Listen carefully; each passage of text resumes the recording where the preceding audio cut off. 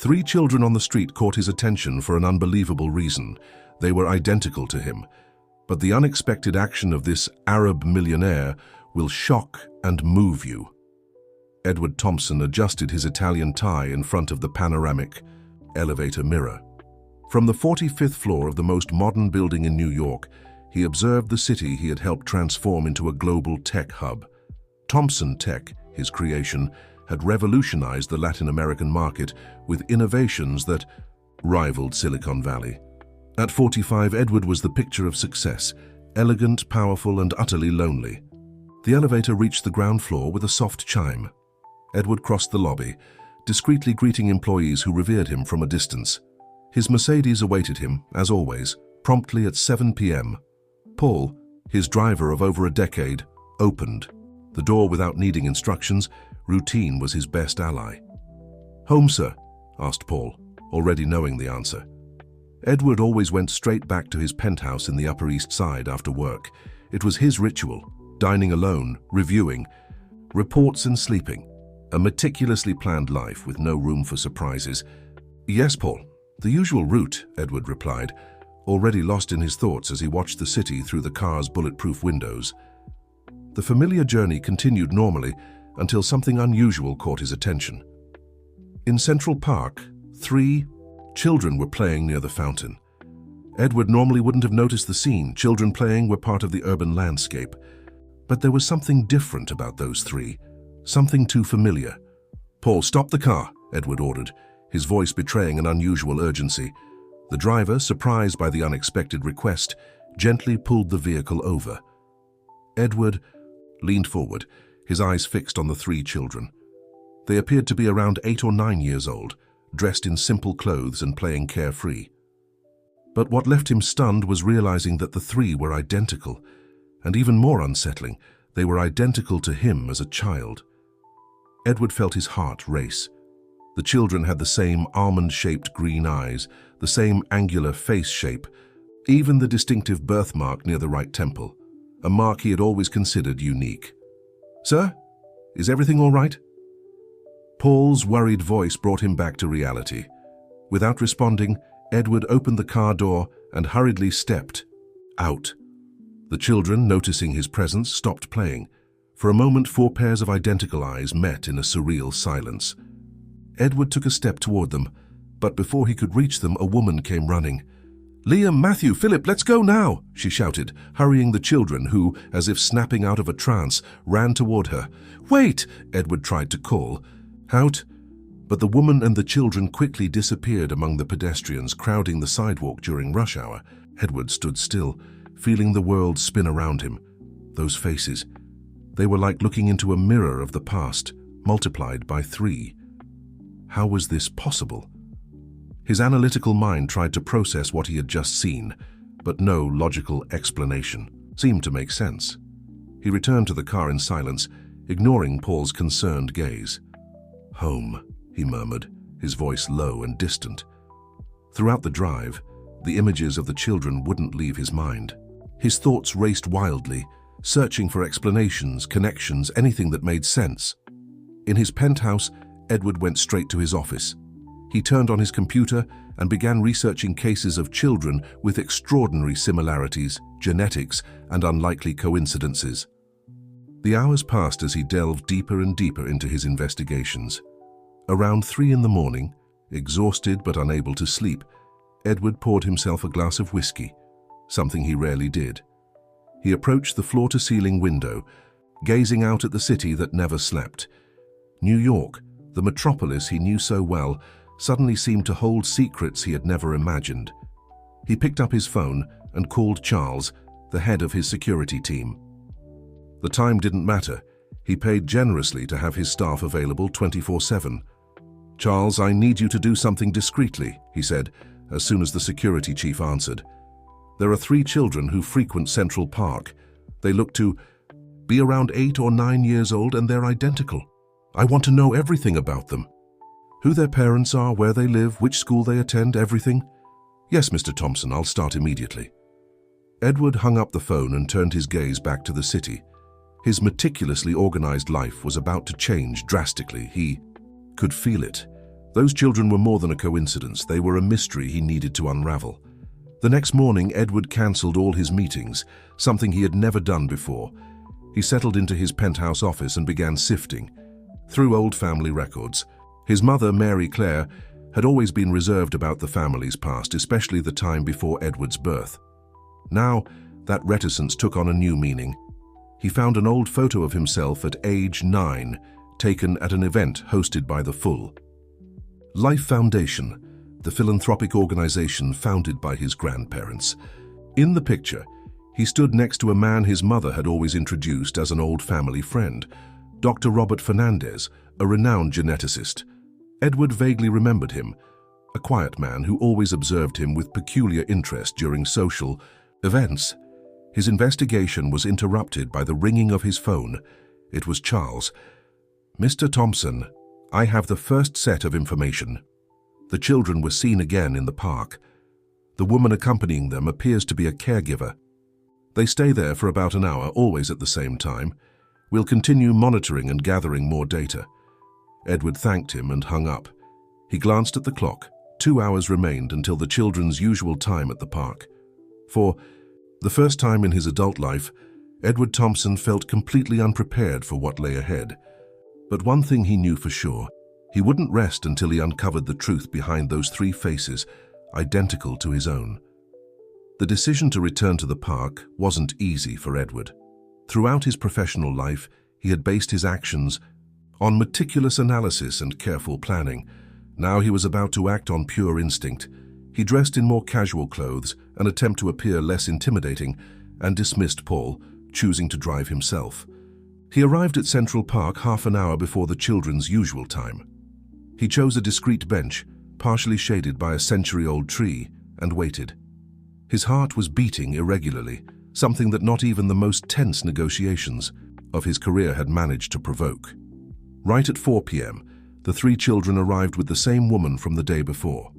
Edward watched them closely, each of their movements like a mirror of his own childhood memories. The way one of them furrowed their brow while concentrating, exactly as he used to do. The particular way another boy tilted his head when smiling. These were more than just physical resemblances. They were mannerisms identical to his. The caregiver sat on a nearby bench, alternating her attention between a book and the children. Edward took a deep breath and stood up, approaching her with measured steps. "Good afternoon," he said, maintaining a respectful distance.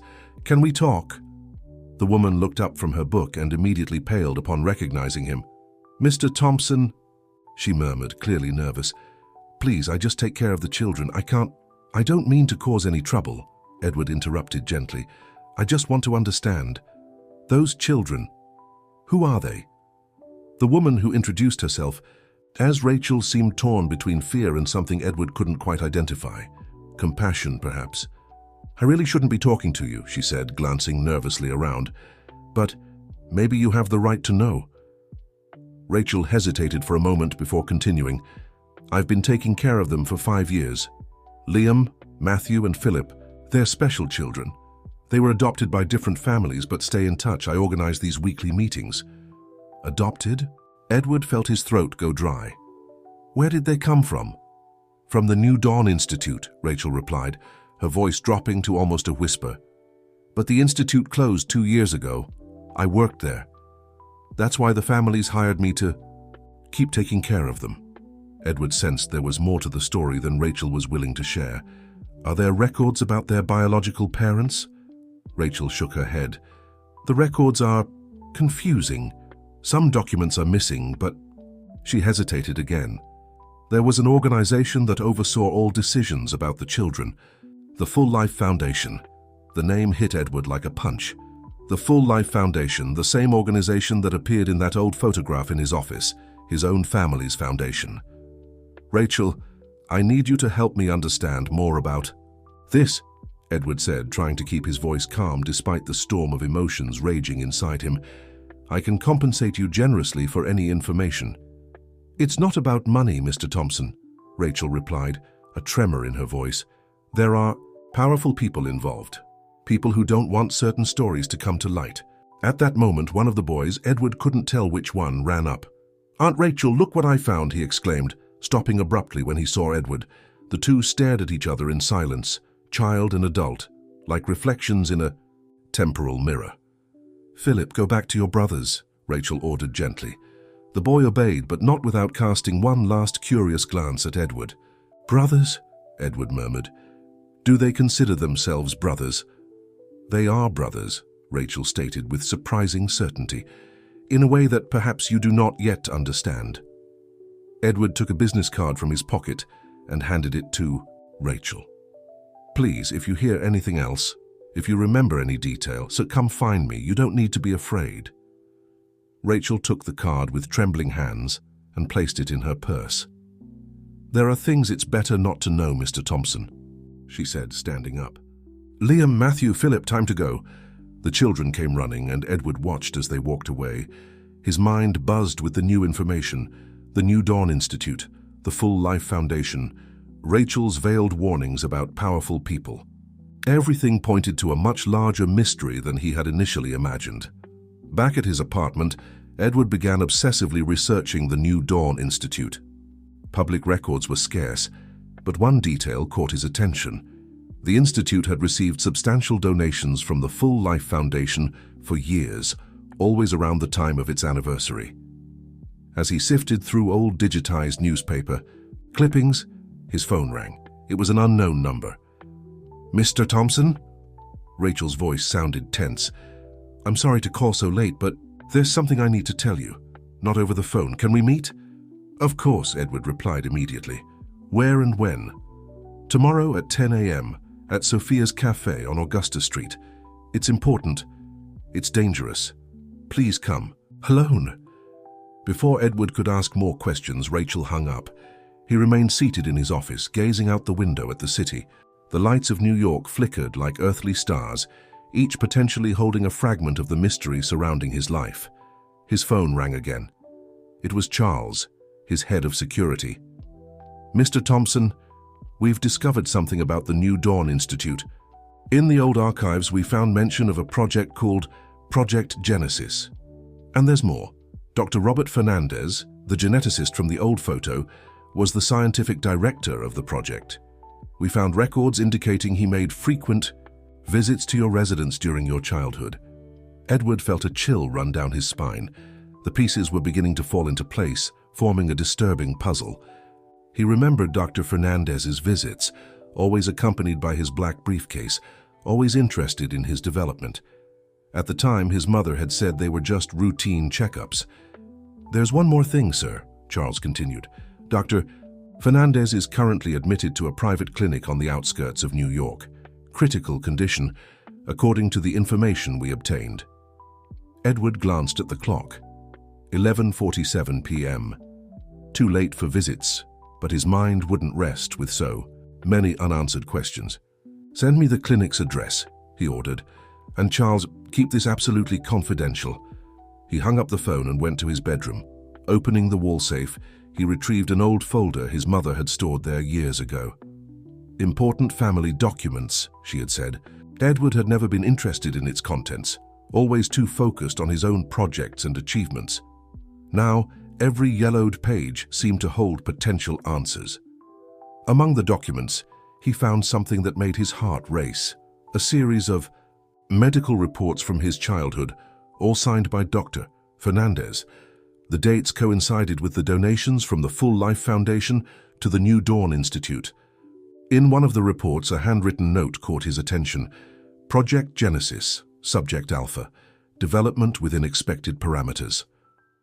Edward spent the entire night awake, analyzing every document, every date, every detail. By the time the sun rose, he was already prepared for his meeting with Rachel at Sophia's Cafe. The answers he sought seemed to be divided among three people. Rachel, with her knowledge about the children, Dr. Fernandez with his scientific secrets, and his own mother, Mary Claire, with her carefully guarded truths. Fate had placed those three children in his path for a reason, and Edward Thompson, the man who had built an empire based on innovation and technology, was about to discover that the greatest innovation of all might lie within his own DNA. Sophia's Cafe, located on Augusta Street, was a discreet and elegant establishment. frequented mainly by intellectuals and artists. Edward arrived 15 minutes early, choosing a table at the back that offered privacy and a clear view of the entrance. He ordered an espresso that remained untouched as he watched every person who entered the place. Rachel arrived promptly at 10 a.m., carrying a worn folder under her arm. Her eyes nervously scanned the room before locating Edward. She approached quickly, sitting down without removing her coat, as if ready to leave at any moment. "Thank you for coming," she said, placing the folder on the table. "What I'm about to show you, well, technically, this shouldn't exist anymore. All official records were destroyed when the institute closed, but I kept some copies." Edward watched as Rachel opened the folder with trembling hands. "Why did you keep these documents?" he asked, keeping his voice low. "Because I knew that one day someone would come looking for answers," she replied, her eyes meeting his. "And because what they did at that institute wasn't right. The children deserve to know the truth about their origins." She pulled out a series of documents from the folder, some already yellowed with age. The first was a report dated 15 years ago, with the Full Life Foundation logo on the header. Project Genesis began as a biotechnology research initiative, Rachel explained. Officially, it was a program for developing advanced fertilization techniques, but in reality, they were doing something much more complex. Edward examined the document, his heart racing as he recognized Dr. Robert Fernandez's signature at the bottom. What exactly were they doing? Rachel hesitated, glancing around once more before continuing. "Human cloning," she whispered. "But not in the way you're thinking. They developed a method to create variations. Clones that shared the same base, DNA, but with small programmed modifications." Edward felt his blood run cold. "Are you saying those children are variations of you?" Rachel finished. "Project Genesis used your DNA as the foundation. You were what they called Subject Alpha, the perfect model for the experiment, a prodigy in technology with exceptional intellectual capacity and specific physical traits." Edward pulled another document from the folder, his hands slightly trembling. It was a series of development reports, each with photos of him at different ages, accompanied by detailed notes on his physical and intellectual progress. "Dr. Fernandez personally oversaw your development," Rachel continued. "Those medical visits during your childhood, they were actually evaluations for the project. They monitored every aspect of your growth, using the data to refine the process with the children." "But why?" asked Edward, his voice barely containing his outrage. "Why do this?" Rachel took a deep breath. "The Full Life Foundation had a particular vision for the future of humanity. They believed they could create a new generation of leaders, scientists, and innovators, all sharing the traits that made you special. Liam, Matthew, and Philip are just the first. There were plans for more. Many more." Edward flipped through more documents, each page revealing a new layer of the elaborate project that had defined his life without his knowledge. He found a specific report about the children, dated 9 years ago. Each of them was programmed to develop specific aspects of their personality, Rachel explained. Liam has his analytical abilities heightened. Matthew inherited his enhanced creativity. Philip possesses his sharpened business intuition. They are you, but with certain traits amplified. "My mother," Edward began, his mind racing to Mary Claire. "Did she know about this?" Rachel averted her gaze. "Your mother was more than just a participant, Mr. Thompson. She was one of the lead scientists on the project. She was the one who developed the genetic modification method that made all of this possible." The revelation hit Edward like a physical blow. His mother, always so distant and focused on her work at the foundation, had been the architect of this entire experiment. Her frequent absences during his childhood, the endless meetings with Dr. Fernandez, the way she always observed his development with an almost scientific interest.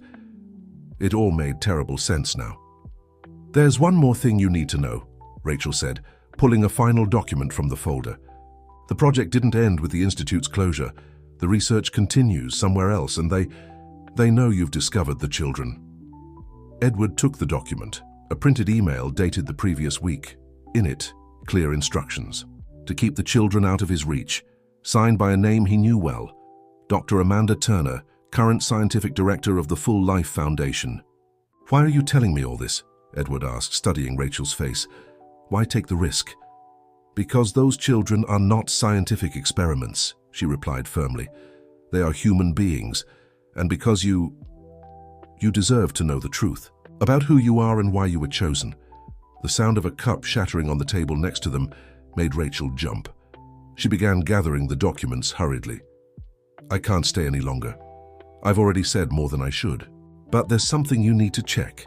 Look through the Foundation's files for a project called Phase Omega. That's where they're taking the research now. Rachel tucked the folder under her arm and stood up. Be careful, Mr. Thompson. The Foundation has eyes everywhere, and they'll do anything to protect the project. Before Edward could ask more questions, Rachel had already disappeared among the cafe's patrons. He remained seated, his coffee long gone cold, trying to process everything he had just learned. The implications were enormous, not just for him and the children, but for the entire understanding of scientific ethics and the limits of biotechnology. His phone vibrated, a message from Charles. Sir, Dr. Fernandez has woken up at the clinic. He's asking for you. The private clinic where Dr. Fernandez was staying was located in an upscale neighborhood of Greenwood. It was a modern building with well-maintained gardens and discreet security. Edward immediately spotted the logo of the Full Life Foundation on a plaque near the entrance. The foundation always kept its interests well protected. At the reception, a nurse led him through quiet hallways to room 507. He's lucid but weak, she warned. Please don't tire him too much. Edward entered the spacious room where modern medical equipment monitored the vital signs of the man who had been a constant presence throughout his childhood. Dr. Robert Fernandez was thinner than in his memories, his face marked by time and illness, but his eyes still held that intense spark of scientific curiosity. Edward, the doctor said, his voice weak but clear, I knew you would come, especially after seeing the children. Edward approached the bed, studying the face of the man he now knew had been much more than just a family friend. How long did you plan to keep this a secret, Doctor? Until I was sure you were ready for the truth, replied Fernandez, adjusting himself in the bed with some effort. But fate has its own plans, doesn't it? You've always been brilliant, Edward. It was inevitable that you'd find out eventually. Rachel told me about Project Genesis, said Edward, closely watching the doctor's reaction. About how they used my DNA to create variations. Dr. Fernandez smiled faintly. Rachel, she's always been very dedicated to the children, perhaps too dedicated, but what she knows is only the surface, Edward. Project Genesis was much more than simple cloning with modifications. The doctor paused, taking a deep breath before continuing. You weren't just the model for the project, Edward. You were its first success, the first genetically enhanced human created in a lab. Edward felt his legs weaken and had to lean against the wall. What are you saying? Your mother, Mary Claire, she couldn't have children naturally, explained Fernandez, but she was too brilliant not to pass on her genes. So we developed a method to create an embryo that combined the best of her genes with specific enhancements. Enhancements, Edward repeated, his voice barely containing disbelief. Increased cognitive ability, accelerated information processing, enhanced intuition for patterns and systems, listed Fernandez with poorly concealed pride. You were designed to be exceptional, Edward, and you proved that our method worked perfectly. Edward thought about his childhood, the endless sessions of tests and evaluations, always under the watchful eyes of his mother and Dr. Fernandez. The children, they are based on me because you were the proof that it worked, Fernandez finished. But with them, we took a step further. Each one received specific modifications, targeted enhancements. They are the next evolution of the project. The doctor coughed, and Edward noticed a shadow of concern cross his face. But there's something you need to know, something even your mother doesn't know. Project Genesis had a greater purpose than creating enhanced humans. It was about creating a new species, Edward. A species that could survive what's coming. What are you talking about? Phase Omega, said Fernandez, his voice dropping to almost a whisper. It's the true goal of all this. The genetic modifications weren't just to improve intellectual abilities. They were to prepare humanity for environmental and social changes that are coming. Changes that few would survive without specific adaptations. Edward felt a chill run down his spine. What kind of changes? The data is all stored in the Foundation's main vault, Fernandez replied. Analyses, projections, studies, everything that predicts the next 100 years of humanity. And it's not a promising future, Edward. That's why we created you. That's why we created the children. You are the beginning of something greater. The doctor reached a trembling hand toward the nightstand, picking up a small device that looked like a flash drive. Here's the key to access the files. But be careful. There are people at the Foundation who don't want this information to come to light. People who prefer to maintain control over the project. Dr. Turner, asked Edward, recalling the email Rachel had shown him. Amanda is just one piece of the puzzle, said Fernandez. The real power lies in the hands of the Council. They have specific plans for the children, plans that don't include your involvement. At that moment, a nurse entered the room. Dr. Fernandez needs to rest now, she said firmly. One more thing, Edward, called Fernandez as he headed toward the door.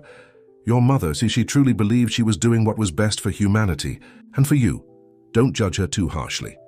Edward left the clinic with more questions than answers.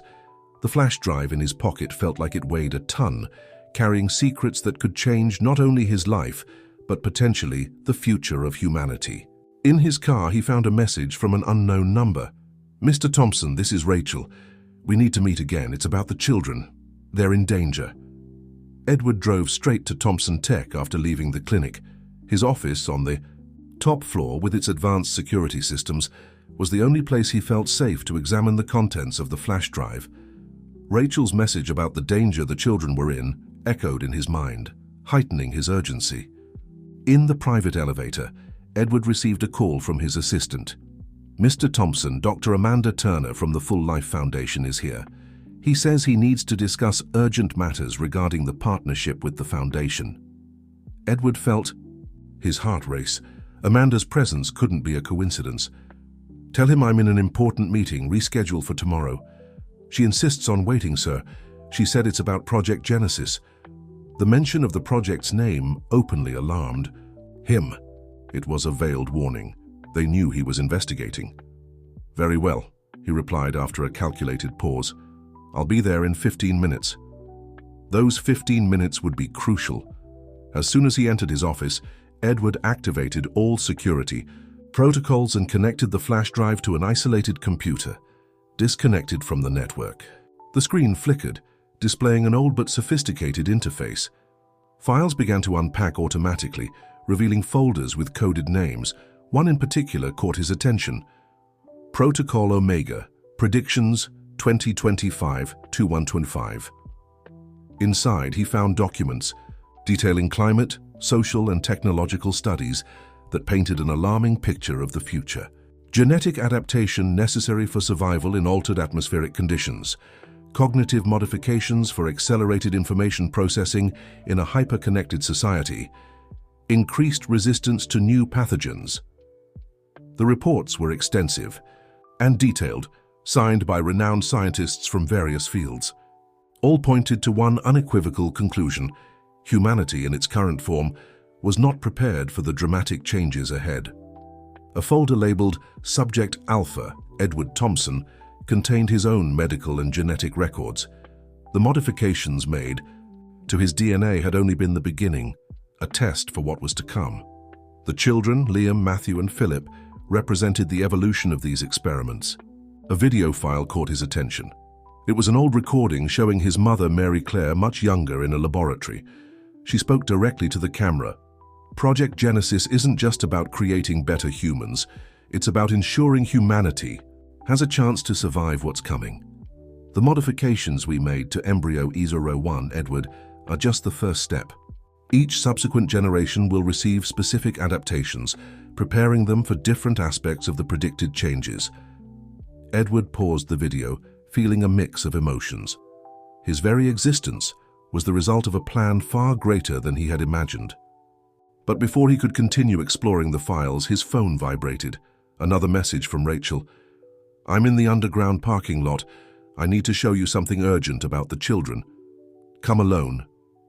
Edward hesitated. With Amanda Turner. Waiting in his office and the secrets of the flash drive only partially revealed, every move had to be carefully calculated. He decided to quickly copy the most important files to a secure server before heading down. In the elevator on the way to the parking lot, Edward received another message, this time from a blocked number. "We know about the flash drive. Dr. Fernandez made a mistake in trusting you. There's still time to do the right thing." The parking lot was silent when Edward stepped out of the elevator. His footsteps echoed among the cars as he searched for Rachel. He found her near her own car, but something was different. Her usually expressive face was tense, almost frightened. "Rachel? What's wrong? You said the children were in danger." "I'm sorry, Edward," she said, her voice trembling. "They gave me a very difficult choice." Before Edward could react, he felt a presence behind him. Turning quickly, he was met by Amanda Turner, accompanied by two men in dark suits. "Mr. Thompson," Amanda said with a cold smile, "I think it's time. We had a serious conversation about the future. Not just yours, but humanity's." Edward realized he was cornered. Rachel had been forced to lure him into a trap, but he still had one advantage they didn't know about: the files he had just copied from the flash drive. "Dr. Turner," he replied, keeping his voice steady. "Interesting to find you here. I was just reviewing some very interesting files about Project Genesis and Phase Omega." Amanda narrowed her eyes, her expression shifting subtly. "So you already know." "I know enough to understand that this is bigger than all of us, but I also know that you're making a mistake by trying to control something that should be for the benefit of everyone." "Control is exactly what we need right now," Amanda countered. "The changes that are coming, humanity isn't ready to handle this information. The children are our best chance, but they need to be properly prepared." "Prepared or programmed?" questioned Edward. "Because from what I saw in the files, you're more interested in creating tools than protecting lives." One of the men stepped forward, but Amanda stopped him with a gesture. "You're brilliant, Edward. You always have been. That's why you were chosen as the first. But you need to understand that some decisions are bigger than individual preferences. The future of the species is at stake. And who decides that future? A secret council playing God in hidden labs? The sound of footsteps echoed through the parking lot. Everyone turned to see Mary Claire emerging from the shadows, her face a mask of determination. "No," she said, her voice strong and clear. "The future will be decided by those who were created to face it, and that includes you, son. And the children." Edward stared at his mother, realizing that the real confrontation was just beginning. The answers he sought were there, among the people gathered in that parking lot, each with their own version of the truth, each believing they were. On the right side of history, the underground parking lot of Thompson Tech had become an impromptu ideological battleground. On one side, Amanda Turner and her men, representing the control and manipulation of the council. On the other, Edward and his mother, Mary Claire, defending a different vision of the future. Between them, Rachel, still trembling, but with a new glimmer of determination in her eyes. "The council has lost sight of the original goal of the project," said Mary Claire, stepping forward. "We didn't create Project Genesis to control the future, but to give humanity a chance at survival." Amanda adjusted her glasses with a precise gesture. "And how do you suggest we ensure that survival without control, Dr. Thompson? Letting genetically modified children grow up without proper supervision. The chaos that could cause—" "The real chaos," interrupted Edward, "is thinking you can manipulate human lives like pieces on a chessboard. I read the files on the flash drive, Dr. Turner. I saw the plans for the next phases of the project. You don't just want to ensure humanity's survival, you want to create a new ruling class." A heavy silence fell over the group. Rachel, finally, found the courage to speak. "The children, they're already showing extraordinary abilities, not just intellectually, but in their capacity for adaptation and empathy. They're different from what the council expected." "Different how?" asked Amanda, her professional interest clearly piqued. "They connect," explained Rachel, "not just with each other, but with everyone around them. It's as if the genetic modifications amplified not only their cognitive abilities, but also their humanity. Mary Claire smiled, a sad and proud smile. Exactly like Edward. The modifications we made were never meant to create isolated superhumans, but beings capable of guiding and connecting humanity through the changes to come. And that's why the Council is wrong, added Edward. You see genetic modifications as a way to create superior leaders. But the true purpose was to create bridges, people capable of helping humanity adapt naturally to change. Amanda shook her head, her frustration visible. You don't understand, Edward. The changes coming are more severe than anyone can imagine. The reports you saw on the flash drive are just the tip of the iceberg. We need control to ensure that the adaptations are implemented correctly. No, Mary Claire interjected firmly. What we need is to trust the process we started. Edward is proof that it works. He not only survived and thrived, he maintained his humanity, and the children are following the same path. One of Amanda's men whispered something in her ear. She nodded briefly before turning to the group. We have explicit orders from the Council. The children must be transferred to a specialized facility immediately. It's the only way to ensure their development follows the established parameters. That's not going to happen, said Edward, his voice filled with determination. Those children are not the Foundation's property. They are human beings with rights. Rights? Amanda laughed humorlessly. They are the result of a scientific experiment, Mr. Thompson, just like you. No, Rachel interrupted, surprising everyone with the strength in her voice. They are more than that, and I have proof. She pulled a tablet from her bag. Over the past 5 years, I've documented every aspect of their development. Not just their enhanced abilities, but their emotions, their connections, their fears and hopes. They are extraordinary children, yes, but above all, they are children. Edward took the tablet and began scrolling through photos, videos, and notes. He saw Liam helping a classmate struggling with math, Matthew creating a clean energy project for a science fair, Philip organizing a food drive in the neighborhood. Each record showed not only their enhanced capabilities, but also their profound humanity. Project Genesis didn't fail, Mary Claire said, watching the images over Edward's shoulder. It achieved exactly the success we hoped for. It created human beings capable of understanding and facing the challenges of the future, while maintaining their connection to humanity. Amanda seemed torn. Years of loyalty to the Council clashed with the evidence before her eyes.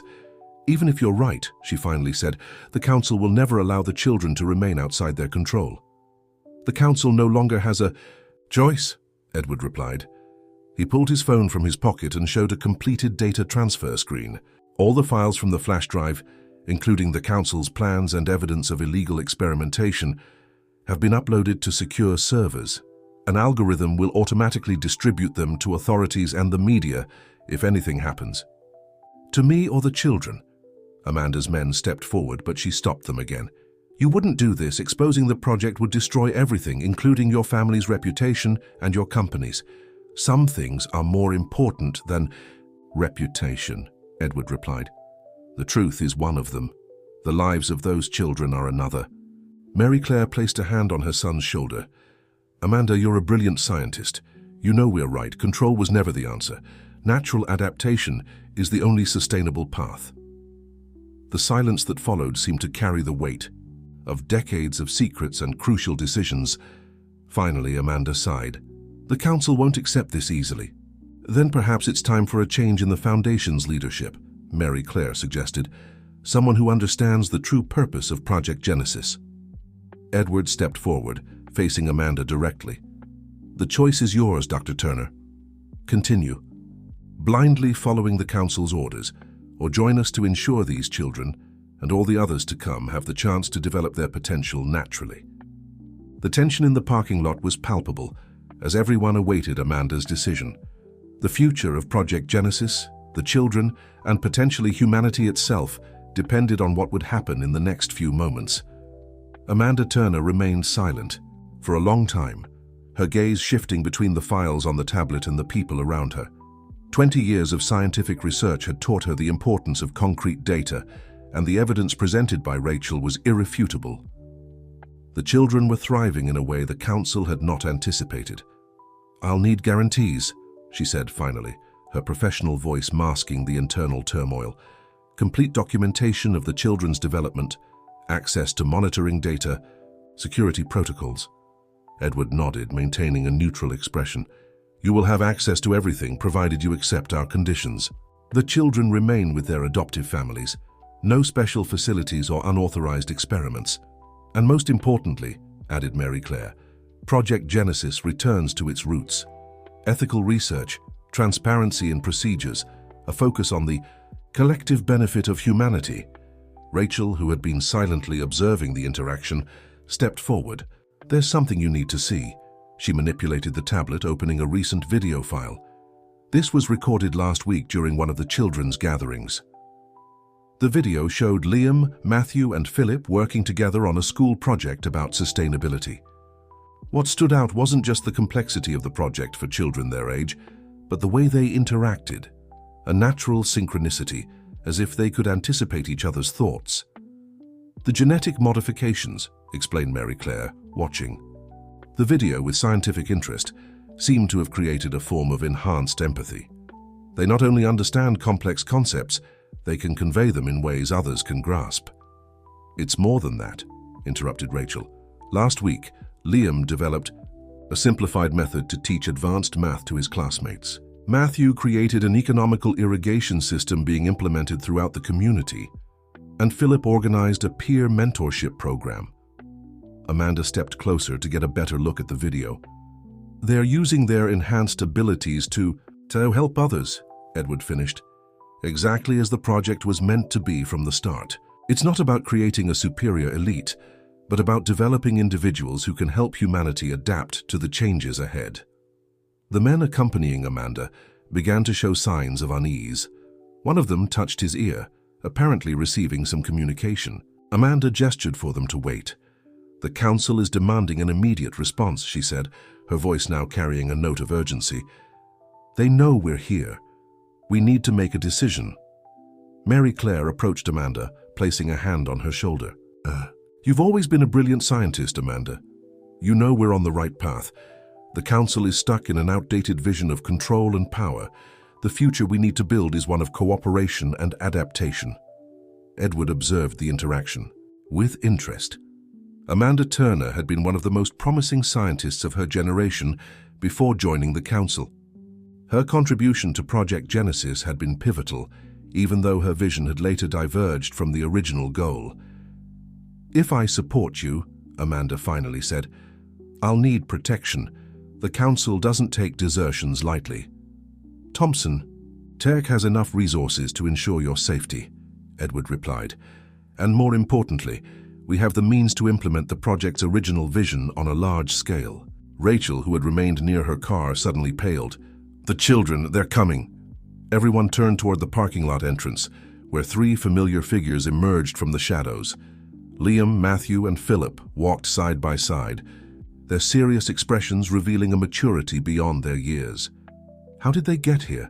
Amanda asked, her voice betraying surprise. "They always know," Rachel said softly. "Somehow they sense when they're needed." The children approached, the group, their eyes identical to Edward's, studying every face present. It was Liam who spoke first, his voice clear and firm. "We came because it's time for change. The project needs to evolve."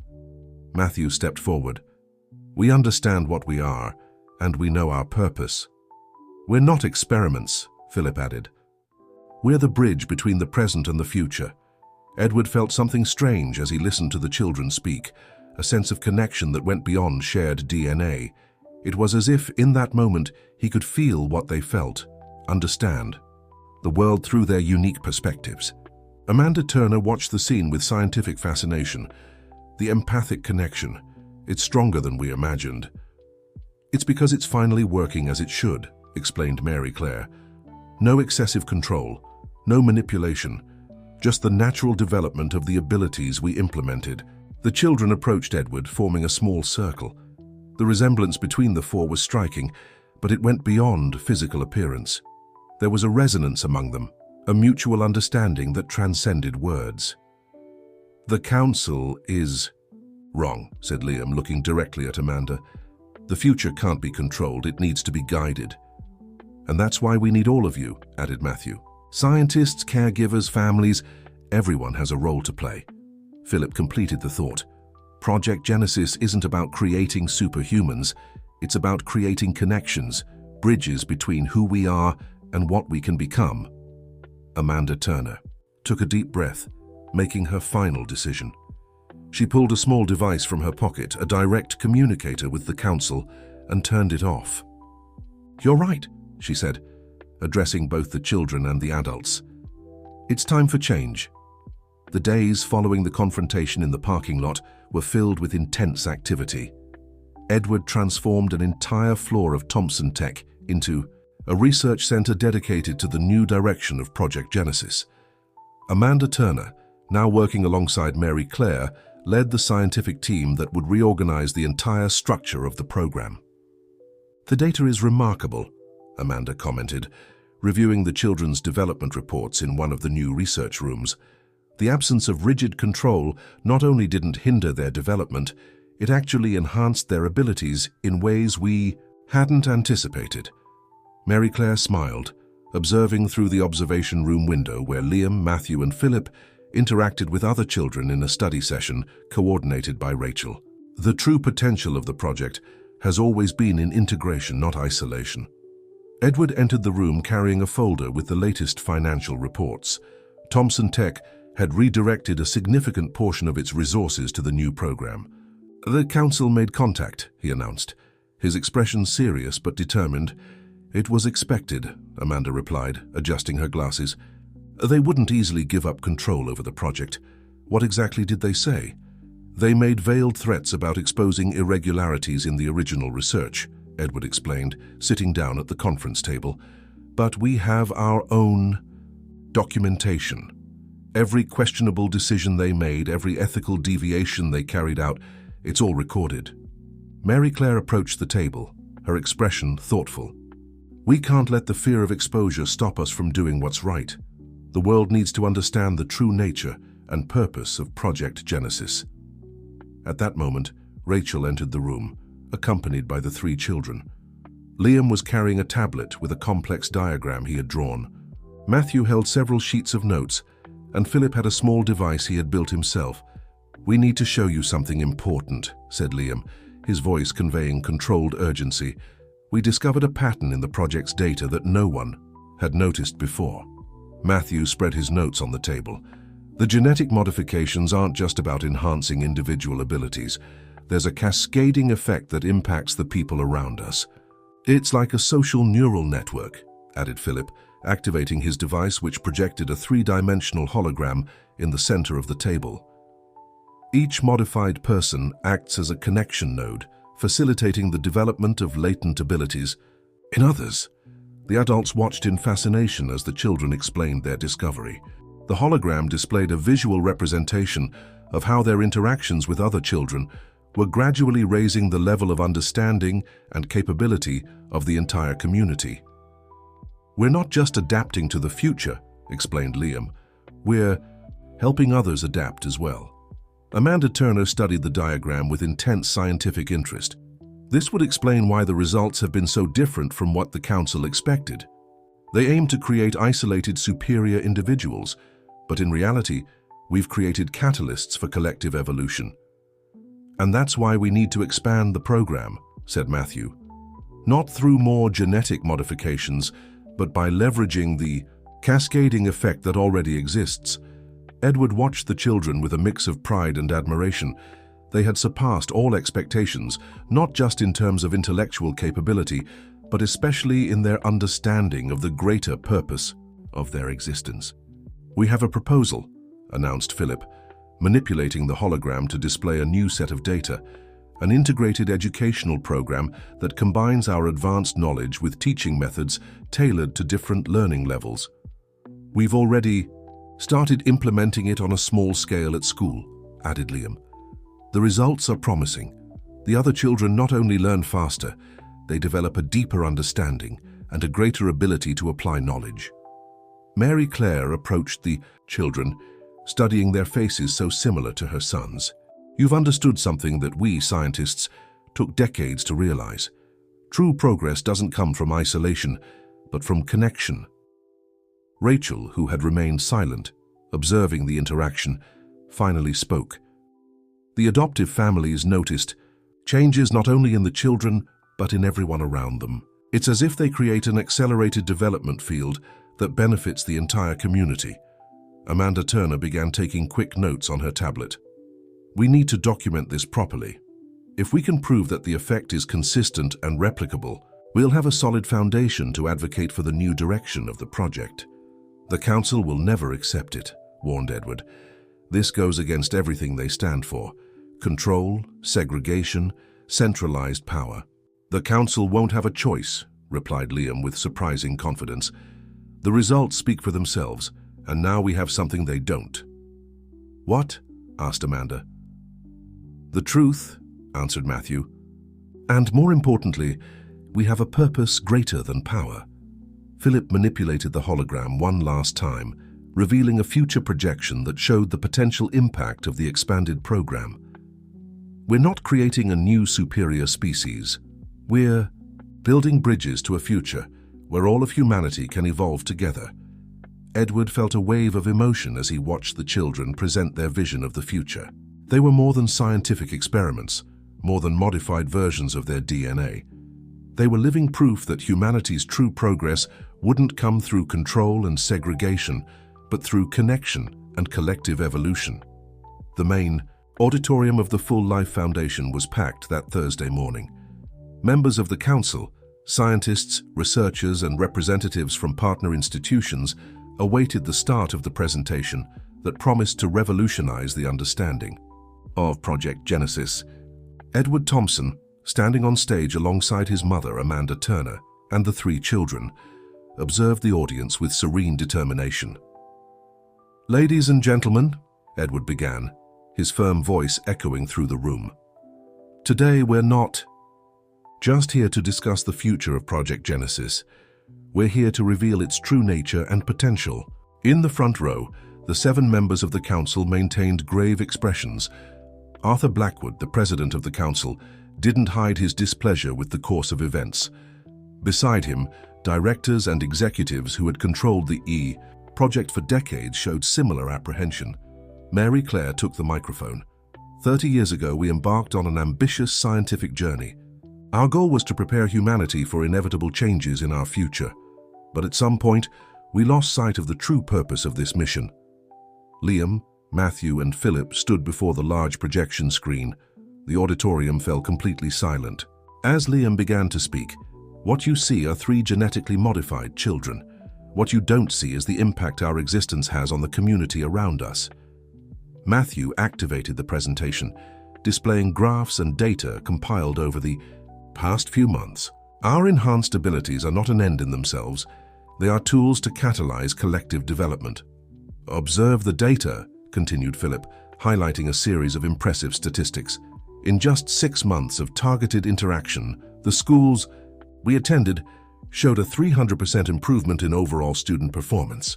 Not just in grades, but in creativity, problem-solving, and social awareness. Blackwood stood up abruptly.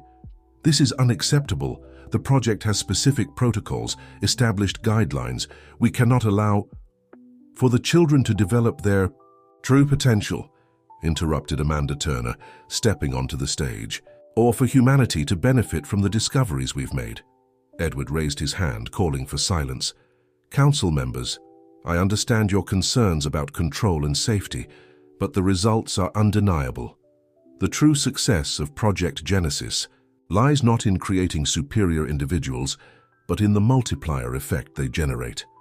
The children continued the presentation, demonstrating how their controlled interactions with other students had triggered an accelerated development process throughout the school community.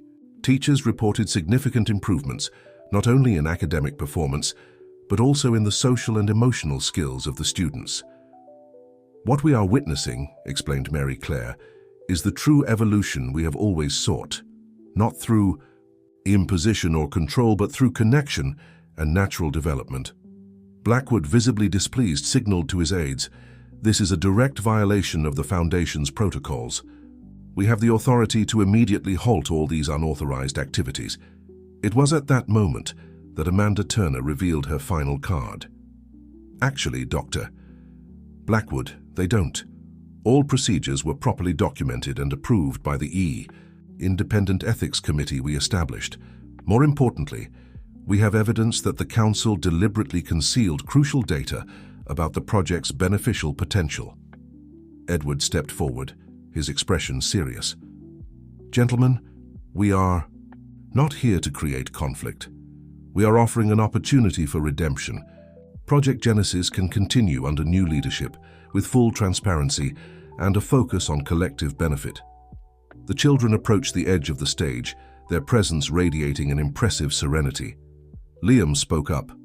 You fear losing control, but true control was never in your hands. The future of humanity, continued Matthew, will not be determined by decisions made in closed boardrooms. It will be built, added Philip, through thousands of small transformations, connections, and natural evolutions. The auditorium fell into a tense silence.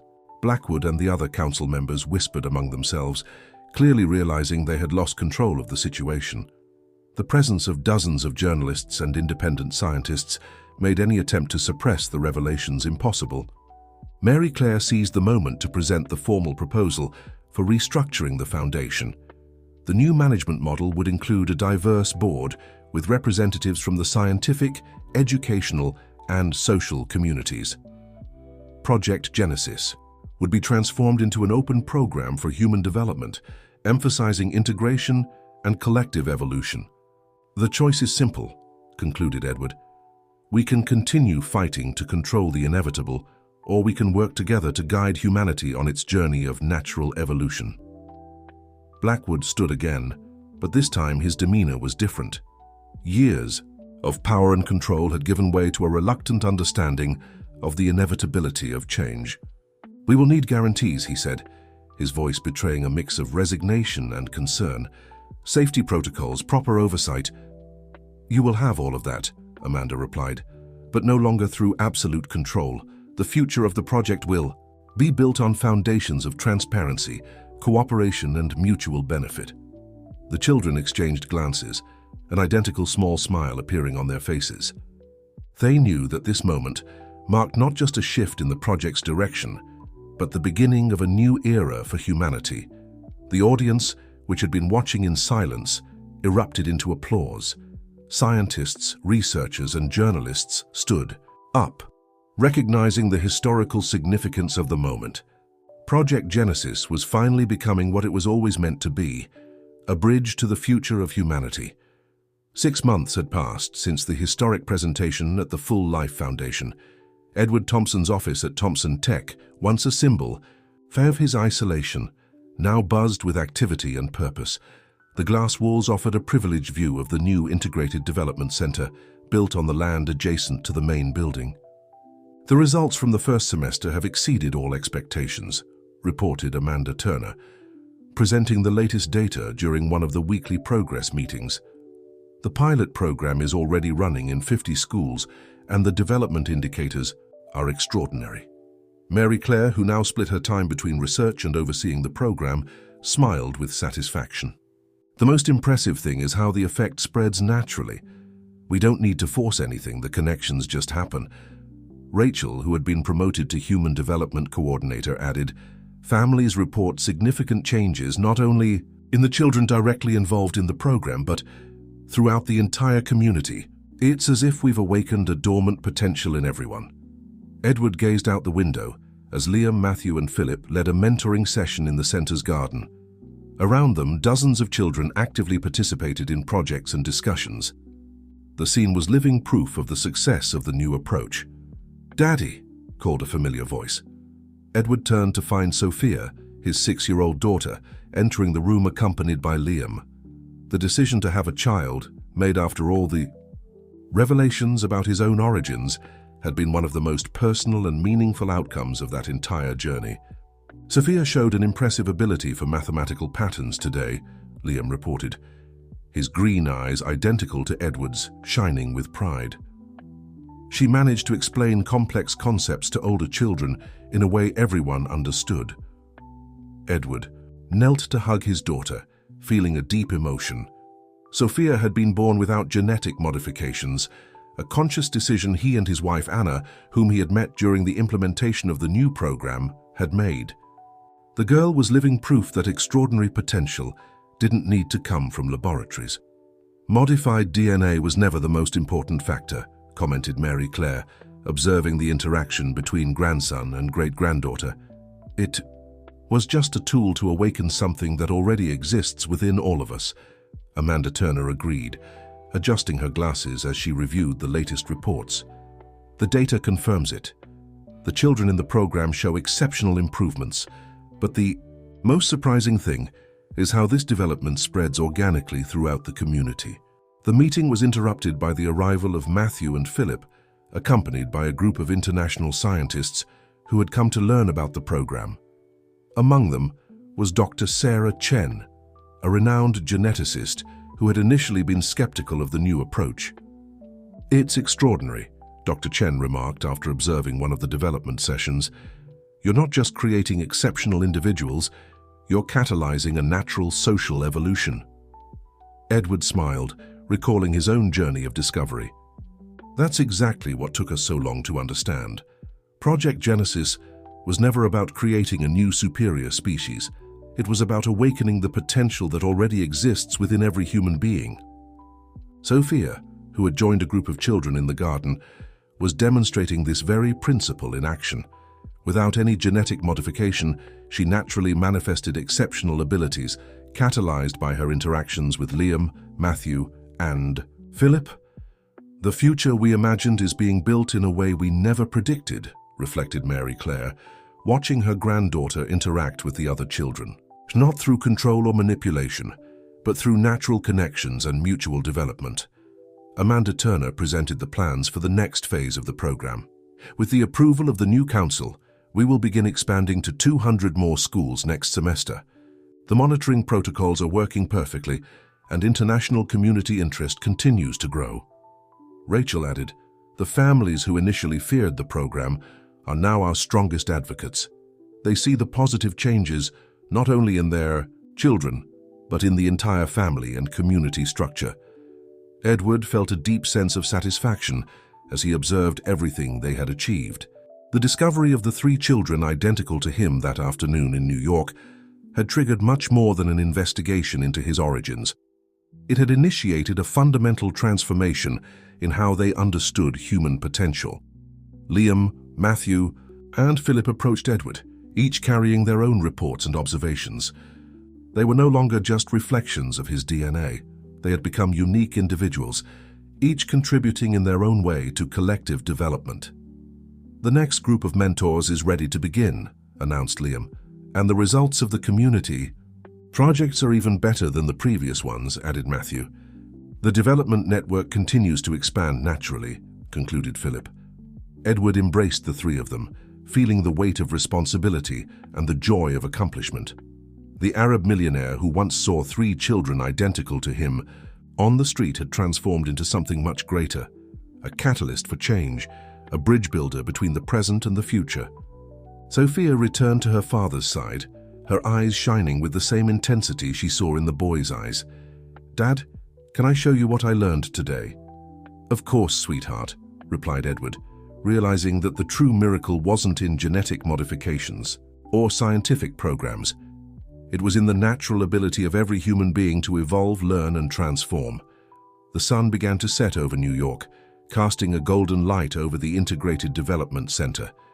In the garden, modified and unmodified children played and learned together, their laughter and discoveries echoing the promise of a future no laboratory could have designed. Project Genesis had finally found its true purpose, not as an experiment in genetic control, but as a catalyst for human potential in its purest and most natural form.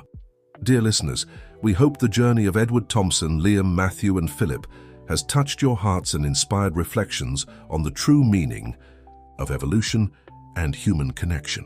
To continue exploring equally captivating and transformative stories, be sure to subscribe to our channel and share your thoughts in the comments. We have a special playlist with narratives that push the boundaries of science and humanity waiting for you. Turn on the notification bell so you don't miss our next uploads, and join us on this journey of discovery and emotion. Until next time.